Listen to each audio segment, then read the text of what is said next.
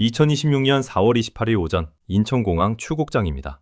대한민국에서 가장 큰 노동조합 위원장이 캐리어를 끌고 태국행 탑승구 앞에 섰습니다. 하루 전 이 사람은 이재용 회장 자택 앞에 천막을 쳤습니다. 30조 원의 손실을 무기로 들어올린 그 손으로 지금 기내식을 주문하고 있습니다. 총파업까지 23일, 그 사이 6개 전선이 동시에 무너지기 시작했는데 위원장석은 비어 있었습니다. 끝까지 보시면 빈 의자 뒤에서 돌아가고 있던 톱니바퀴의 정체를 알게 됩니다. 시계를 53일 전으로 돌립니다. 3월 초, 아직 총파업이라는 단어가 나오기 전입니다. 이때 최승호 위원장이 한가지를 선언합니다. 파업 기간에 사측에 협력한 직원 명단을 따로 관리하겠다. 그 명단에 오르면 강제전배, 해고 우선 적용 대상이 된다. 3월 9일 보도입니다. 보통 블랙리스트라고 하면 회사가 노동자를 상대로 만드는 겁니다. 이건 정반대입니다. 노조가 노동자를 감시하겠다는 겁니다. 노동자의 권익을 지키라고 조합비를 걷는 조직이 그 노동자를 적으로 분류하는 시스템을 만든 겁니다. 대한민국 노동운동 역사에서 노조가 자기 구성원을 감시 대상으로 공식 선언한 사례는 없었습니다. 거기서 멈추지 않았습니다. 파업에 참여하지 않은 동료를 신고하면 포상금을 주겠다고까지 합니다. 옆자리에서 같이 밥 먹던 동료를 신고하면 돈을 준다는 겁니다. 같은 팀, 같은 라인에서 일하는 사람끼리 서로 감시하는 구조를 노조가 직접 만든 겁니다. 자, 이 와중에 공식 절차는 따로 돌아가고 있었습니다. 2월 20일, 노조가 중앙노동위원회에 조정을 신청합니다. 쉽게 말하면 노사가 직접 합의를 못하니까 정부가 중간에서 조율해달라는 겁니다. 3월 4일, 조정 결렬, 대화 창구가 완전히 끊겼습니다. 그리고 4월 23일, 평택에서 결의대회가 열립니다. 4만 명이 모였습니다. 서울 잠실야구장 좌석이 2만 5천석인데 그 1.6배를 사람으로 채운 규모입니다. 반도체 클린룸에서 방진복을 입고 일하던 사람들이 평택 벌판에 빨간 조끼를 입고 서 있는 겁니다. 이 자리에서 총파업을 선포합니다. 5월 21일부터 6월 7일까지 18일간. 숫자로 보면요, 초기업 노조 삼성전자 지부 조합원이 7만 5,300명입니다. 삼성전자 전체 근로자 12만 8천 명 중 58.8%, 절반이 넘습니다. 과반 노조입니다. 이 사람들이 18일 동안 손을 놓겠다고 선언한 겁니다. 반도체 라인은 하루만 멈춰도 손실이 약 1조 원입니다. 18일이면 업계 추산 최대 30조 원. 결의대회 당일부터 신호가 나왔습니다. 파운드리, 그러니까 반도체 위탁 생산 라인의 실제 가동률이 58.1% 감소합니다. 메모리 쪽도 18.4% 빠집니다. 집회만으로 이 정도입니다. 결의대회일 뿐인데 라인이 반토막 났습니다. 본 파업은 아직 시작도 안 했습니다. 4월 23일 총파업 선포. 4월 27일 이재용 자택 앞에 천막이 섰습니다. 전쟁을 선포한 장수가 직접 적장의 문 앞까지 간 겁니다. 그리고 24시간 뒤 이 사람은 인천공항에 있었습니다. 여자친구와 함께 태국행 비행기를 탑니다. 7박 8일. 전쟁 선포 5일 만에 장수가 휴양지로 떠난 겁니다. 7만 5천 명한테 싸우라고 해놓고 본인은 캐리어를 끌고 출국장을 지나갔습니다. 피해는 누구한테 갑니까? 근데 진짜 문제는 따로 있습니다. 위원장이 출국한 4월 28일 블라인드에 글이 올라옵니다. 전쟁 나간다고 해놓고 장수가 해외여행을 갔습니다. 야간교대 마친 사람들 반응은 이겁니다. 조합비 내면서 위원장님 태국 여행 보내드리는 기분입니다. 여자친구 동행에 7박 8일 일정. 노조 측 해명은 5개월 전에 잡은 일정이라는 겁니다. 5개월 전이면 총파업 선포 전입니다. 그런데 총파업을 선포한 뒤에도 일정을 취소하지 않았다는 게 핵심입니다. 위원장이 빠진 사이 전선 6개가 동시에 터졌습니다. 첫 번째 전선은 정보입니다. 김정관 산자부 장관이 4월 27일에 나섭니다. 삼성전자 파업은 상상할 수 없다. 반도체 한번 밀리면 끝장. 여기서 끝나지 않았습니다. 삼성전자 이익은 현 세대 몫이 아니라 미래를 위해 남겨야 한다고까지 선을 그었습니다. 이재용 대통령도 4월 30일에 나만 살겠다는 과한 요구, 다른 노동자도 피해를 본다고 노조를 정면으로 겨냥합니다. 장관과 대통령이 같은 주에 나란히 노조를 비판한 겁니다.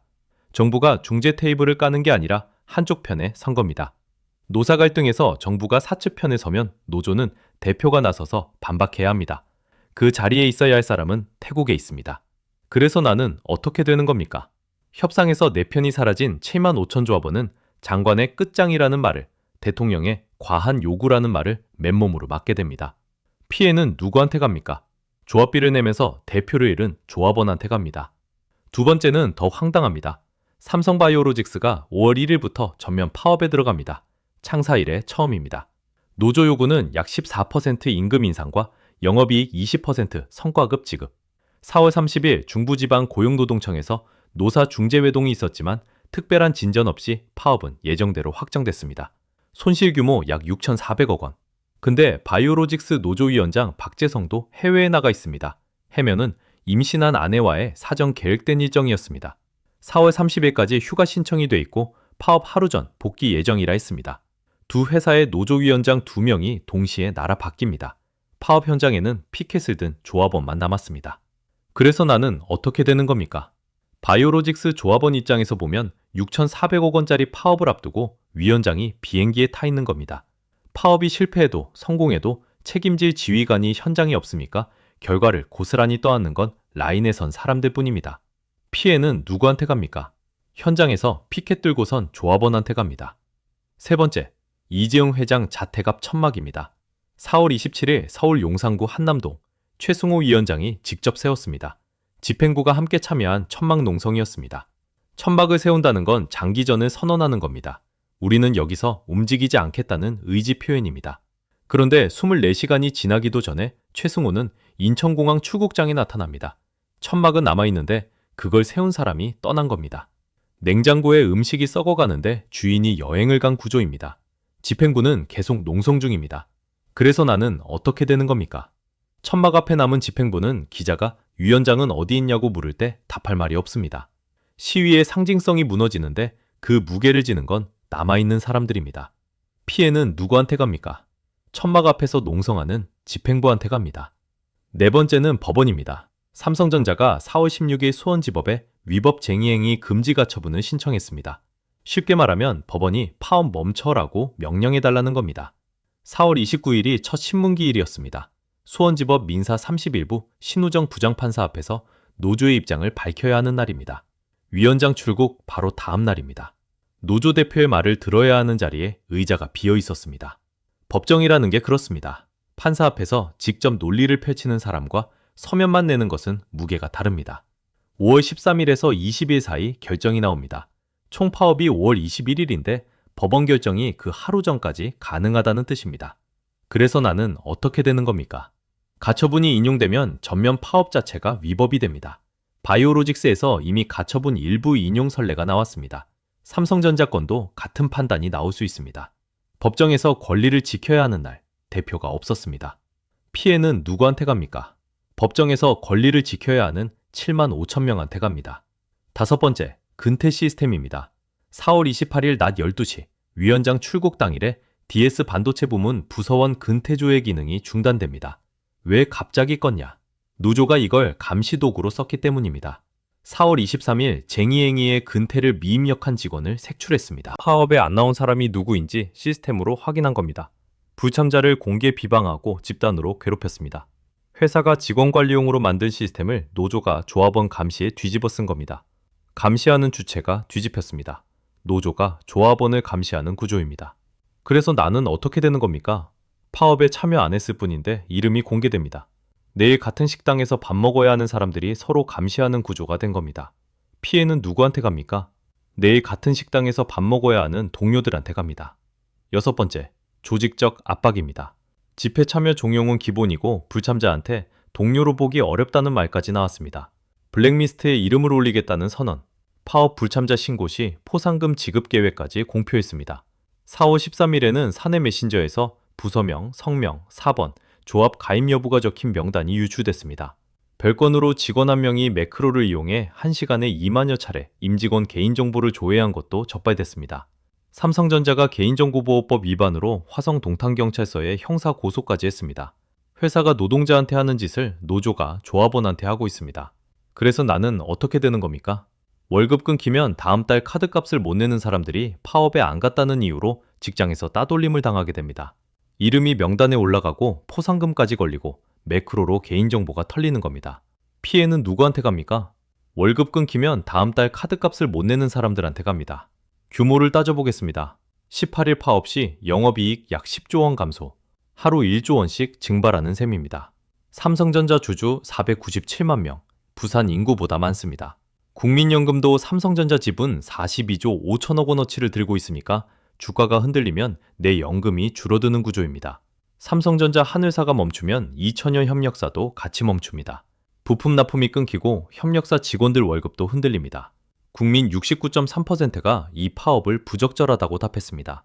10명 중 7명이 이상하다고 느끼는 파업을 위원장은 태국에서 지켜보고 있었습니다. 그런데 이게 전부가 아닙니다. 위원장이 떠난 그날 삼성전자 뉴스룸에 조용히 올라온 발표가 하나 있습니다. 시계를 한 번 더 돌립니다. 4월 28일에서 3월 1일로.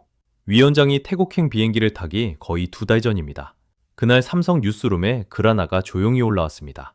제목은 2030년까지 AI 자율공장 전환. 천막도 없고 결의대회도 없던 시점에 삼성전자는 이미 다른 판을 짜고 있었습니다. 내용은 이렇습니다. 반도체 공장에 로봇 4종류를 단계적으로 집어넣겠다는 겁니다. 운영을 맡는 오퍼레이팅 봇, 물류봇, 조립봇, 그리고 환경안전봇. 사람이 하던 일 4가지를 기계가 나눠 갖는 구조입니다. 여기에 갤럭시 S26에서 처음 선보인 에이전틱 AI를 공장 운영에 붙입니다.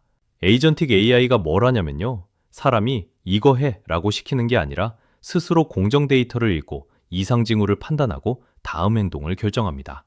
장비에 미세한 진동이 생기면 사람이 모니터를 보고 판단하기 전에 AI가 먼저 감지하고 라인을 조정합니다. 거기에 디지털 트윈까지 올립니다. 공장 전체를 컴퓨터 안에 1대1로 복제해서 자재가 들어오는 순간부터 반도체가 출하되는 순간까지 가상으로 먼저 돌려봅니다. 문제가 생기면 현실 라인을 멈추기 전에 시뮬레이션에서 답을 찾습니다. 사람이 개입할 틈이 점점 좁아지는 구조입니다. 이게 왜 지금 중요하냐면요. 앞에서 본 6개 전선 전부 사람 사이의 싸움이었습니다. 위원장이 떠났고 블라인드가 폭발했고 법원이 개입했고 정부가 나섰습니다. 그런데 삼성전자가 꺼내든 카드는 사람이 아닙니다. 로봇은 파업하지 않습니다. 성과급을 요구하지 않습니다. 위원장이 태국에 가도 라인을 멈추지 않습니다. 실제 규모를 보겠습니다. 노조가 요구하는 성과급은 연간 영업이익의 15%입니다. 영업이익 300조 원을 기준으로 잡으면 약 45조 원입니다. 45조 원이 어느 정도인지 감이 잘 안 올 수 있는데 497만 주주가 1년간 받는 배당금의 4배입니다. 부산 인구보다 많은 사람들이 받는 배당을 4번 합쳐야 노조 요구액 한 해치가 됩니다. 회사 입장에서 보면 매년 45조 원을 내느냐, 로봇 라인에 투자하느냐, 저울질할 것도 없습니다. 그리고 1분기 실적 컨퍼런스 콜에서 삼성전자가 뭐라고 했는지 아십니까? 총파업 시 생산 차질 없도록 대응 총력. 이 말을 뒤집어 보면 사람 없이도 공장을 돌릴 준비를 하고 있다는 뜻입니다. 자, 여기서 핵심입니다. 이 파업은 이기면 이길수록 자기 일자리가 사라지는 전쟁입니다. 파업이 거세질수록 생산이 멈추고 생산이 멈출수록 삼성 이사회 안에서 사람 의존도를 줄여야 한다는 목소리가 커집니다. AI 자율공장 전환의 명분이 파업 그 자체인 겁니다. 4월 23일 파운드리 생산이 58.1% 줄었다는 수치. 삼성전자 경영진 입장에서는 위기이기도 하지만 동시에 증거입니다. 봐라, 사람에게 의존하면 이렇게 된다. 파업이 강력할수록 그 증거는 더 선명해집니다. 노동자의 무기가 곧 경영진의 근거가 되는 겁니다. 노동운동 역사에서 이런 구조는 전례가 없습니다. 과거 자동차 공장에서도 철강 산업에서도 파업은 있었습니다. 그런데 그때는 기계가 사람을 완전히 대체할 수준이 아니었습니다. 협상 테이블에 다시 앉으면 사람이 돌아와야 했습니다. 지금은 다릅니다. AI가 공정을 학습하고 로봇이 물리적 작업을 수행하고 디지털 트윈이 의사결정까지 시뮬레이션합니다. 파업이 끝나고 사람이 돌아와도 그 자리가 남아있을지 아무도 보장하지 못합니다. 글로벌 시장도 이미 읽고 있습니다. 분석가들은 메모리 공급이 최대 4%까지 줄어들 수 있다고 봅니다. 그런데 흥미로운 건 이들이 더 걱정하는 건 생산 차질 자체가 아니라 삼성전자에 대한 신뢰 타격입니다. 납기를 못 지킬 수 있는 회사라는 꼬리표가 한번 붙으면 그 피해는 파업 손실보다 큽니다. 시장은 이미 알고 있습니다. 정리하면 이렇습니다. 노조는 30조 원짜리 무기를 들었다고 생각합니다. 그런데 그 무기를 휘두를수록 삼성전자가 로봇으로 가는 속도가 빨라집니다. 파업이 끝나도 로봇은 안 나갑니다. 2030년까지 4년, 카운트다운은 파업 전에 이미 시작됐습니다. 그러면 노조는 어떻게 해야 합니까? 문이 3개 있습니다. 근데 어느 문을 열어도 다른 문이 잠깁니다. 첫 번째 문, 파업을 밀어붙이는 겁니다. 5월 21일 총파업이 시작되면 하루에 1조 원씩 증발합니다. 18일이면 영업이익 10조 원이 날아갑니다. 최승호 위원장 입장에서는 이게 가장 강한 카드입니다. 회사가 무릎 꿇게 만드는 유일한 방법이니까요. 근데 문제는 이겁니다. 파업이 거세질수록 삼성 이사회에서는 완전히 다른 대화가 시작됩니다. 저 혼란을 보십시오. 사람 대신 로봇을 넣읍시다. AI 자율공장 투자안이 통과되는 겁니다. 파업이 성공할수록 자기 일자리를 지우는 도장을 찍는 구조입니다. 두 번째 문, 타협입니다. 적당한 선에서 합의하고 현장으로 돌아가는 겁니다. 이재용 회장 자택 앞에 천막 치고 30조 손실을 들이밀었는데 고작 그걸로 끝? 거기다 천막 친 사람은 24시간 만에 태국 갔다는 게 7만 5천 조합원한테 다 퍼진 상태입니다. 타협하는 순간 남는 건 하나뿐입니다. 그래서 뭘 위해 싸운 겁니까? 리더십이 무너집니다. 조합비를 내며 따라온 사람들이 등을 돌립니다. 세 번째 문, 법원이 대신 닫아버리는 문입니다. 4월 16일 삼성전자가 수원지법에 파업 금지 가처분을 신청했습니다. 쉽게 말하면 법원이 파업 멈춰라고 명령하는 겁니다. 5월 13일에서 20일 사이에 결정이 나옵니다. 총 파업 하루 전까지입니다. 법원이 전면 파업은 위법이라고 판단하면 부분 파업으로 쪼그라들거나 파업 자체가 철회 압력을 받습니다. 싸울 명분이 사라지는 겁니다. 세 문 다 열어봤습니다. 파업해도 지고 타협해도 지고 법원이 막아도 집니다. 세 갈래 피해는 전부 조합원에게 갑니다.